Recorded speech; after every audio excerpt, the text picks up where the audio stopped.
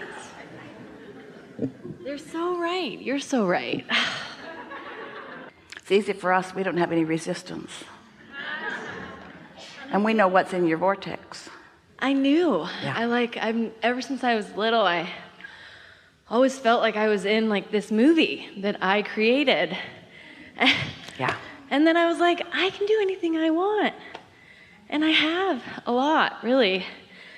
Oh, ooh, this feels good. Sorry. I just have to feel that. I've been doing a lot of that lately. Thank goodness I've gotten to understand your way of explaining this. We're happy that you're selfish enough to own your good feeling. Because there are a lot of people that want to, they just feel guilty when they feel good. Right. Or they're like, you're brave. And it's like, no, I just did what I thought I should. Yeah. And like that impulse is, that inner being is so delicious to have and to recognize. So you're saying to us that you've gotten pretty good at knowing what influence you're under when the impulse comes. Absolutely. And did you get good by it being right every time? Or did you have experience with impulses under the influence and not under the influence so that you were able to eventually figure it out? Sure. Yeah. Sure. Yes. I just recently, I feel like I've been taken away. I don't want to argue for my limitations like you guys say, but I got to ask, right, while I'm here. I have it written down a little bit, sorry, just in case I got flustered. Yeah, I never really felt indecisive. I always kind of knew what I wanted and went for it. And but stop there for just a moment, because we want to say something about that. When momentum happens, the decisions feel strong, whether you're under the influence of something not helpful or under the influence of something really helpful. Decisiveness is not about the inner beingness or the lack of inner being. It's about the momentum of the subject, because there are a lot of people really feeling conviction about things that their inner being is no part of. They're getting it from the mob. Right. Right. Ooh, yeah, that's and good. So feeling conviction about something still doesn't give you feeling wonderful. Feeling love, now that's conviction. Feeling hate, that's conviction too. Not what I want to go for. Okay, so I just figured out my real dream without thinking about other people thinking about me differently or whatever. I did stand up for the first time, and I felt high as a kite. I've never felt like that in my life. And it was like, this is what I want to do. Like, yeah, I do want to be on stage. I do love to make people laugh. Like, this is the most incredible feeling ever. And I was okay with actually saying it out loud now. And that was something that I didn't want to do. We want to just say this to you softly, because it's not a big deal, but it's a deal. You're too aware of them. Absolutely. And that'll get in your way a little bit. Now, you can't separate yourself from the reaction that people are having to you. Just don't let it be primary. Let your reaction to yourself be what really matters, and they'll come along. Yeah. I believe that. Yeah. Because when I'm in alignment and I feel good, it's just those simple little, like you call nuggets. Yeah. Where when I don't have the resistance. Right.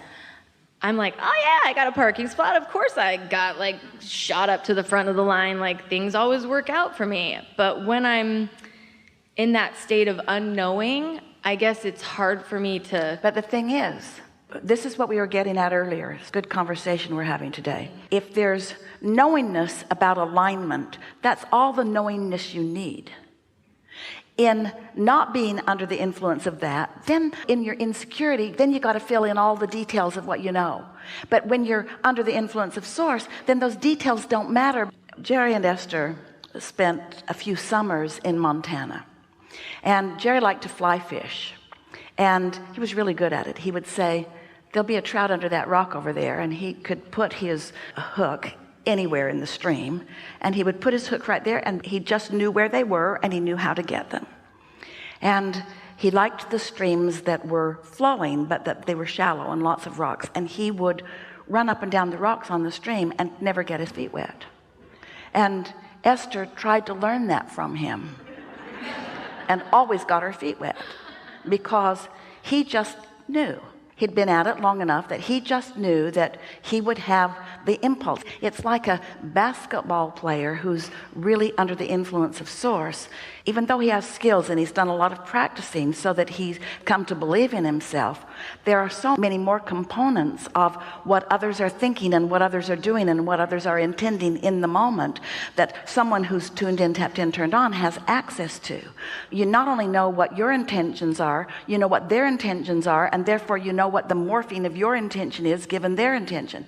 And so you can just become masterful about being in the right place at the right time. It's not just your hand-eye coordination. It's not just understanding the physics of what's going on in this atmosphere and what it takes to put the ball in that hoop.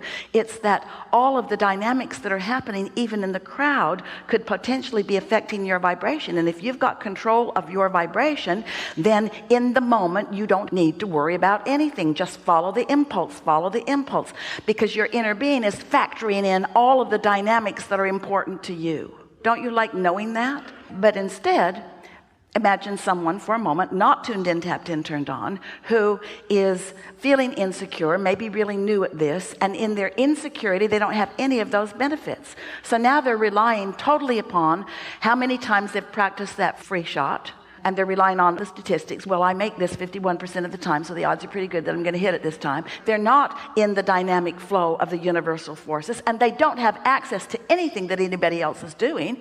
They're just out there on the raw and ragged edge, feeling insecure and performing like an insecure person performs. The analogy that we like to give first, it's a silly one, is so you're going to vacuum your beautiful new living room carpet, but you've decided to skip a step and not bother to plug the vacuum cleaner in. So you go through all the motions and you make lots of tracks on the rug, but you don't really get the results that you might because you didn't plug your vacuum cleaner in. That's what we mean. Just get tuned in and all insecurity goes away. And in any moment, if you feel insecure, what does that mean? You're not tuned in. If you feel angry, what does that mean? You're not tuned in. If you feel mean or disrespectful, or if you feel criticized, if you feel blameful or guilty, you can get really good at knowing whether you're under the influence of source or otherwise. And then. Yeah. So that is all I feel like that's all I need, but is there anything that I'm doing that can kind of, keep me away from that? Sure, not being in alignment. There's just one thing, and we said it to you already, you're too aware of them. You're too aware of the others, too aware of what their response to you is. What kind of a performer are you? Were you describing? Well, I want to be a comedian. So you are? Yes, I am. Consider this. At your best, you know what's going on with them. And their inner beings all know what's going on with them. And your inner being knows what's going on with you and knows what's going on with their inner beings, so therefore knows what's going on with them. And so you can approach this in a couple of ways. You could find some things that are funny, and when you say it, most everybody laughs, and that could be your routine, and you could do just fine with that. You could do some of that, and you could follow the impulse in the moment. You could receive an impulse and say it. You could receive an impulse that your inner being delivers to you that resonates so completely with everyone. And the thing is, Esther always wondered about this, because we have said for years that when you get tuned in, tapped in, turned on, that the universe will surprise and delight you. And she understood how it could delight her, but she didn't understand how it could surprise her. She thought, if I'm a deliberate creator and I'm intending these things, which goes to your first question, I'm intending these things, and so why would I be surprised when the very thing that I've planned for happens? And we say because there's so much more depth and richness and texture that you're planning for, but you couldn't possibly conceive of all of the configurations and all of the components and all of the intricacies of the way they all weave together. That's what that timing is about. When you're tuned in and your audience or some particular person in the audience is at some particular place, and you receive that impulse and you deliver that in that way so that it's meaningful, because you're aware not only of your timing but of theirs too. The very best things in your life are spontaneous. They are spontaneous, and you can't really be spontaneous from a place of insecurity. From a place of insecurity, you're writing everything down and you're putting it on the floor and you're trying to remember it. But from a place of spontaneity, you know you've got this, and you know they're out there, and you know that it's a dynamic experience. That's when I killed it. Yeah. I was like, oh my God, that was amazing. But because I was so in tune, and I just felt great. And then there were moments when I had that bit of insecurity and I felt like I bombed it. And I was like, well, that was temporary. We like you knowing the difference. And bombing only puts something else in your vortex. Good stuff in there. Yeah. Heck yeah. yeah. Thank you. I love you. Really good. Really good. Really good.